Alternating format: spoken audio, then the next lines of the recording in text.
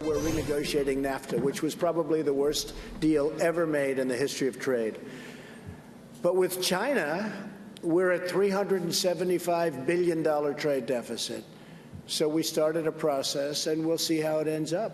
But we're going to win. All right, that was the president just talking a short time ago. They're in Florida at a small business event in the last hour, and this is happening as new reports say the Trump administration is planning to increase the pressure on China by threatening up to $100 billion in additional tariffs on Chinese goods. All those things we like to buy at Walmart. Well, the White House is expected to release new details on these tariffs as early as this week, but my next guest says the president's trade policies are, quote, reckless and will make the U.S. less competitive in the global marketplace. Joining me right now, it's my pleasure to see him here, economist and Columbia University professor Jeff Sachs. Good to be with you. Thank you. All right. Why do you think that this is so bad, the potential trade war? And I don't actually think it's going to get to an actual trade war, but just sort of sticking up for ourselves here on these tariffs with China. Why is that, in your view, negative for our economy? I think there's a basic misunderstanding that the president unfortunately has, which is he thinks that when we run a trade deficit, it's because the other side is cheating on us. But we're running trade deficits with most countries, and the reason is we don't save very much in this country, so we consume more than we produce. We're buying more than we produce. We invest more than we save. And that's what a trade deficit is. And so it's not that this is nefarious dealings of all these countries. It's that we don't like to save in this country anymore. You know, we don't like to delay gratification. We like to have big budget deficits. We got to get elected every 2 years, You right? have to get elected, so they keep cutting taxes even though they can't pay the bills of government. And what that does is mean that we consume a lot. We don't produce as much as we are demanding in total of consumption and investment. And so we buy more imports from abroad, and we run trade deficits. And that's really the point. It's a kind of mistake of analysis, I'm sorry to say, pretty important one. I'm going to challenge you a little bit on this. Sure. Because maybe trade deficit isn't the best metric to Okay, let's start with that. You look at sort of the standard of living here in the U.S., and you look at how wages have not kept up with inflation. I know this has been a big concern of yours. You're very concerned about the American worker. And I'm going to ask you whether you think the policies of the last couple decades, and I'll include the Federal Reserve in on this as well, have resulted in rewarding those with capital at the expense of labor. And what I mean by that, Jeff, is that, you know, big corporations have a lot of say in everything, and the wealthy have gotten increasingly wealthy. A lot of the poor have gotten more poor, right. And we're now finding ourselves in what I'd call an hourglass economy. And I think China contributes to that in that many corporations, they want access to that 1.3 billion people market. Yep. And so as a result, they're willing to make trade-offs that maybe you wouldn't make as a government because it's not good for, you know, us 20 years down the road, but it's good in the near term for earnings. And you show your investors, we're selling in the Chinese market. That's all good because you don't care about 20 years from now. You only care about the quarter. So walk me through that angle in terms of how China and some of these trade agreements have actually disadvantaged us. I think you've got a very good point, but I don't think that the conclusion is a trade war, and here's why.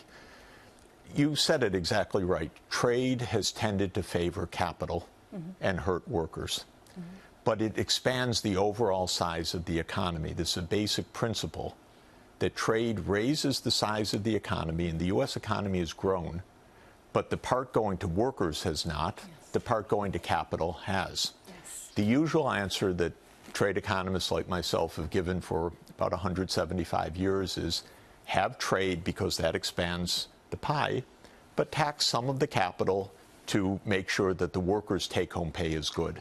So that's an internal problem. You've identified exactly the right problem, that trade has income distributional effects. But because it raises the size of the pie, the overall amount of the economy, the answer isn't to shrink the economy and stop trade. The answer is some redistribution. But like you said, our politics has gone backwards in this country. By the way, on a bipartisan basis for a long time, we give tax breaks to the capital who are swimming in money, and we cut the social spending on the workers, and therefore we distribute from the poor to the rich, even after trade has expanded the income of the top. So this, I think, is... But this tax cut, and I hear you on the corporate side. Some of my frustration, this tax plan was not perfect. Part of my frustration was he actually went after some Americans, and I would argue wealthy Americans, Americans that live in high-tax states like California and New York and places like this, and so they can't deduct their state and local taxes anymore. So in some ways, they are actually serving to subsidize the corporate tax cut. But middle class and the lower classes, they actually got a more sizable tax cut than wealthier individuals. I guess it's just not enough for you, and I understand this and sympathize with this. But it's not, it was so big for corporations. It's not even that, because the tax cut is worse than that, because it comes back to the original problem we were talking about. We gave away money that the government doesn't really have because it's not even paying its bills right now. So as the recent report of the Congressional Budget Office showed, the deficit has gone from about 3.5% of GDP now to 4.5%. It will rise to 5%. We're going to have trillion-dollar deficits. So it's easy for politicians to say, hey, take some money. But how long can we go on doing this? I completely agree with you on that. I have no idea how we're going to keep doing this. No, we can't. And not to be alarmist, but I've said this before. I mean, the fall of Rome really... there were economic reasons at the end. They could not afford to do what they were doing. Very quickly, Jeff, because you've been very outspoken on Syria, and I just have a little time left. You don't like us being over there. We just heard from the colonel who was saying he wasn't sure what we were doing over there because we don't want to get rid of Bashar al-Assad. Where do you see this heading, and what's your concern? President Trump has an instinct that says, let's get out of there quickly.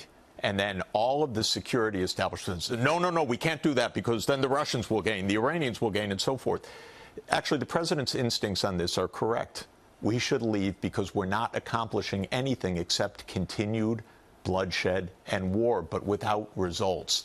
And the Wall Street Journal today, we were looking at the editorial, unbelievable. It says the better U.S. strategy is to support regional opponents of Iranian imperialism and try to turn Syria into the Ayatollah's Vietnam.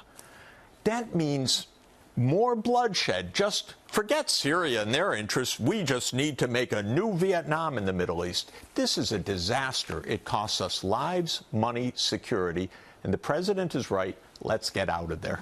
But the concern is if you get out, then Russia suddenly is the new player in the Middle East, and we sacrifice on the oil front. I mean, where do you think it all is stemming from? The concern? Well, I think it does stem from the idea that we get to decide who every country's ally is in any place in the world, and if Russia's anywhere, oh my God, we have to be at war.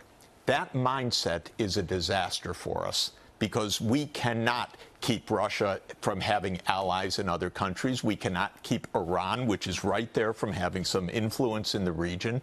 But it is exactly what you say. The mindset is, oh my God, if we're not at war, Russia will do this or that. How many wars are we going to have till we go completely bankrupt?